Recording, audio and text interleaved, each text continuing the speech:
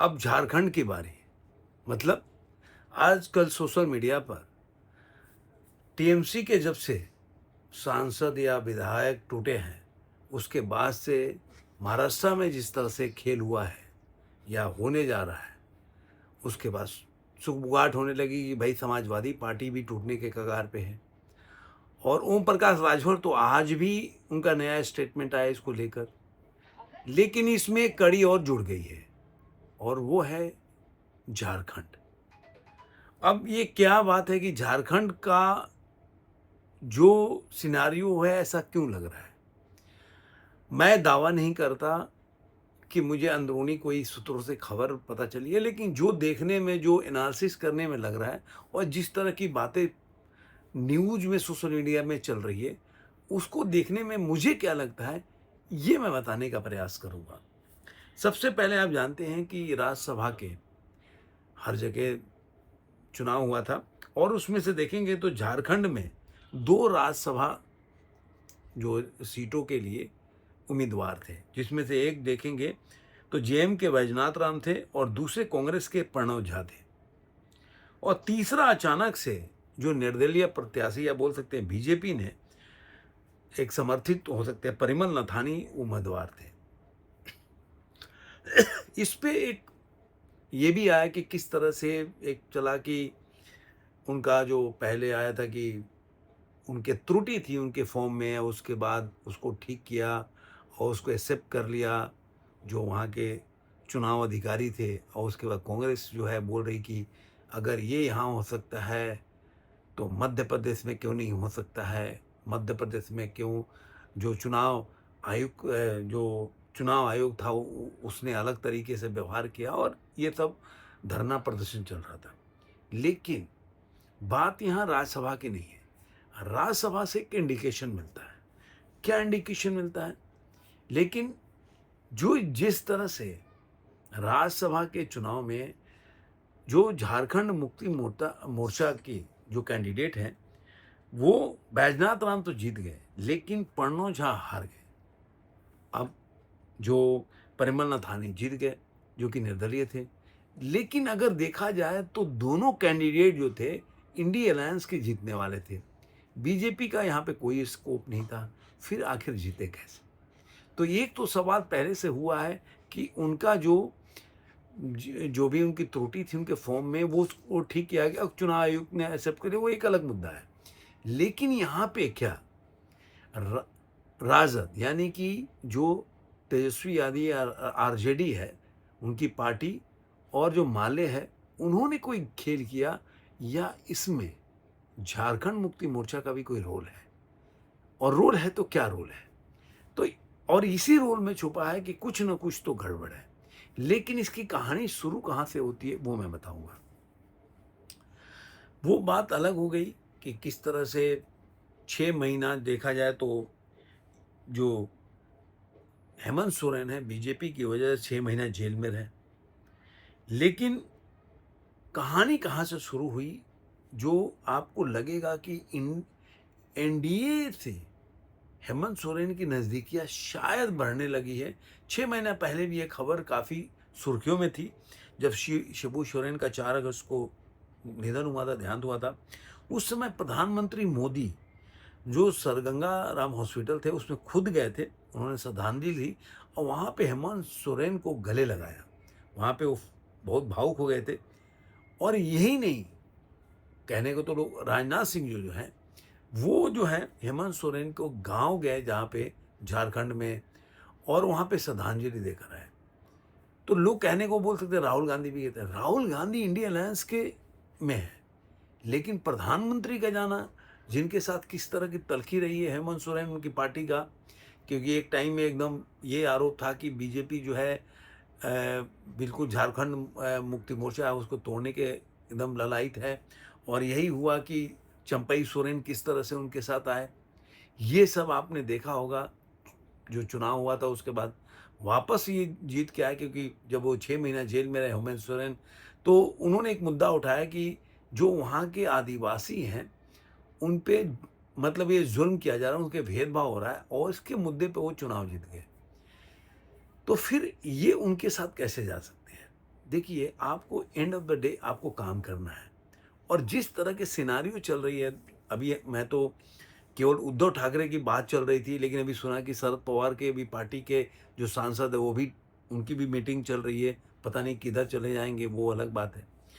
और आज ही के दिन में जो ऑफर दिया जेडीयू का लीडर है कि भाई आप एनडीए में शामिल हो सकते हो, एनडीए में आ जाओ। और अब क्यों बोला उन्होंने, क्योंकि जिस तरह से अभी ऐसा नहीं है कि लोग बोलेंगे अरे यार ऐसा कैसे हुआ कि हेमंत सोरेन को उन्होंने जेल भेजा, उसके बाद ऐसा कैसे कर सकते हैं।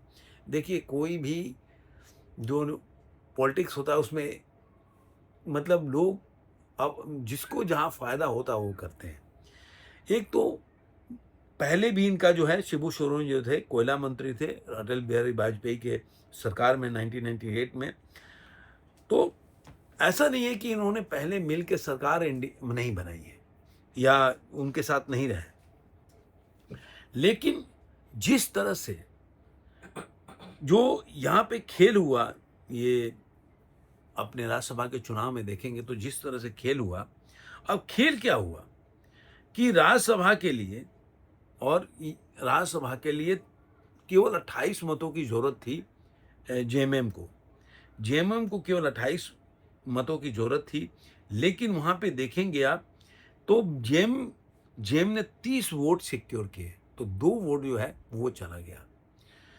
और ऐसे ही जो है आरजेडी और माले लोगों ने भी क्रॉस वोटिंग किया, ऐसे खबर है अभी तक जो खबर आ रही है।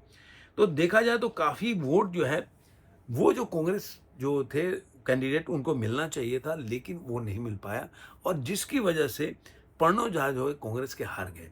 और इसके लिए कांग्रेस के जो नेता हैं वो जिम्मेदार ठहरा रहे हैं कि वो जो आरजेडी है और माले की वजह से, जो कि इंडिया अलायंस के साथ उन्होंने सही तरीके से नहीं रहा, और जिसकी वजह से चुनाव हार गए। आप जानते हैं कि वहाँ के जो 81 विधानसभा का सीट है जिसमें 34 जो है जेएमएम के पास है, 16 कांग्रेस के पास है और 21 है बीजेपी के पास, और उनका गठबंधन को देखें तो 24 है। तो अब सवाल ये उठता है कि आखिर अगर इतना करने के बाद क्यों हेमंत सोरेन जाएंगे।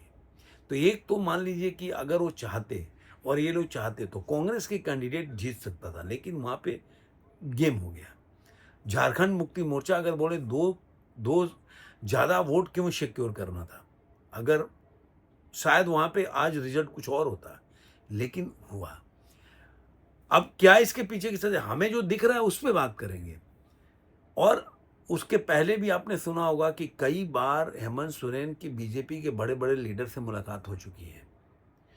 ये भी आया कि भाई कल्पना सोरेन को शायद वो जो है झारखंड सौंप सकते गद्दी, और वो जो केंद्र में आ सकते हैं हेमंत सोरेन। ये सब अटकलें हैं ये तब, लेकिन जिस तरह से ये राज्यसभा के चुनाव में गेम हुआ, उससे इसके एक तरह से बोल सकते हैं कि धीरे धीरे पर्दा उठने लगा। अब क्या होगा वो तो अलग बात है, लेकिन जो आरोप प्रत्यारोप शुरू हुआ, चाहे कांग्रेस के लोग कर रहे हैं, अब आरजेडी वाले कांग्रेस के ऊपर कह रहे हैं कि इन्होंने धोखा दिया, इनकी वजह से हम चुनाव हार गए, कांग्रेस वाले ही क्रॉस वोटिंग किए, ये आरजेडी वाले और माले वाले कांग्रेस पे दोषी ठहरा रहे हैं। तो कहने का मतलब ये है कि जहां पे अगर इस तरह का चल रहा है, और देखिए एंड ऑफ द डे कोई भी आप जिस तरह से चल रहा है, अब हेमंत सोरेन को भी पता चल गया है कि बंगाल में इतना बड़ा जो ममता बनर्जी का जो एक वर्चस्व था वो खत्म हो गया, पार्टी टूट गई, और महाराष्ट्र में बिल्कुल विपक्ष नदारत है, और कई जगह ऐसा अब कांग्रेस का जो नाम खराब हो रहा है, जो आप देख रहे हैं जो किस तरह से कांग्रेस तमिलनाडु में नाम खराब हो गया, उन्होंने इंडिया अलायंस को छोड़ करके और टीवीके को साथ दिया। तो इस तरह से अब जो है हेमंत सोरेन को एंड ऑफ द डे काम करना है, और काम करने के लिए अगर इंडिया अलायंस में रहकर काम करेंगे तो फायदा क्या होगा, लेकिन अगर वही एनडीए में आ जाते हैं तो ऐसा नहीं कि पहली बार आ रहा है, शिबू सोरेन भी 1998 में उनके साथ मिलकर सरकार बनाए, तो मैं नहीं कर सरकार बनाए, लेकिन वो कोयला मंत्री तो थे एनडीए में, तो यहाँ पे वो मिलके सरकार भी बना सकते हैं। और बार्गेनिंग कितनी होगी तो और कितना होगा वो तो मैं नहीं जानता, लेकिन उसके बाद ये लोग मिलकर एक डेवलपमेंट जो झारखंड के लोगों का विकास कर सकते हैं, जो कि तेजी से हो सकता है, जिसकी वजह से आप देखें नॉर्थ ईस्ट में हर जगह बीजेपी धीरे धीरे जीतती जा रही है, क्योंकि हर लोगों को लग रहा है कि बीजेपी की सरकार में विकास हो रहा है। और यही यही वजह है कि बीजेपी एक बार जीतने के बाद हर जगह बार बार जीत रही है। और नॉर्थ ईस्ट में अब इस समय बीजेपी की पकड़ बहुत मजबूत है।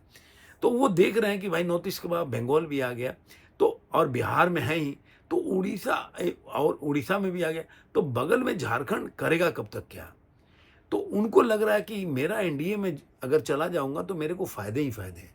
मुख्यमंत्री तो मैं रहूंगा ही, उनका 21 विधायक आ जाएगा तो मैं साथ में बनूँ, चाहे मान लीजिए उनकी वाइफ मुख्यमंत्री। लेकिन मेरा जो काम है, एक तो मान लीजिए कि जो जैसा कि लोग आरोप लगाते हैं कि ईडी का, तो उससे भी बच सकते हैं अगर ये एंगल देखा जाए तो। और दूसरा सबसे बड़ी बात है कि जो विकास की धारा है, जो आपको चुनाव में जाने के लिए विकास तो करना पड़ेगा, तो जो विकास की धारा रुकी हुई है वो मिलकर विकास कर सकते हैं। क्योंकि आगे भी तो चुनाव लड़ना है, पॉलिटिकल पार्टी खोलेगा, तो कल को आप जाओगे और जो वादे किए हैं वो पूरा नहीं होगा, तो जनता आपको वोट देगी कैसे। तो मुझे लग रहा है कि कुछ ना कुछ खिचड़ी तो पक रहा है। अब वो कितना पका है कितना नहीं पका है वो तो आने वाले दिनों में पता चलेगा। लेकिन जब हेमंत सोरेन ने बिहार में सीट मांगा था, उस समय आरजेडी ने उनको सीट देने से इनकार कर दिया। जब उन्होंने राहुल गांधी को फ़ोन किया तो राहुल गांधी ने बात करने से इनकार कर दिया। तब से ये इंडिया अलायंस से नाराज़गी है, और ये नाराज़गी जो है बीजेपी के साथ नज़दीकी बढ़ा रही है। और यही वजह है कि कई ऐसे लोगों की मीटिंग बीजेपी के साथ जो खबरें हैं जो हुई है, अब कितना इस आगे बढ़ेगी, किस लिए मीटिंग हुई, वो तो आने वाले दिनों में पता चलेगा। तो देखते हैं कि झारखंड का ऊंट जो है किस करवट बैठता है। धन्यवाद।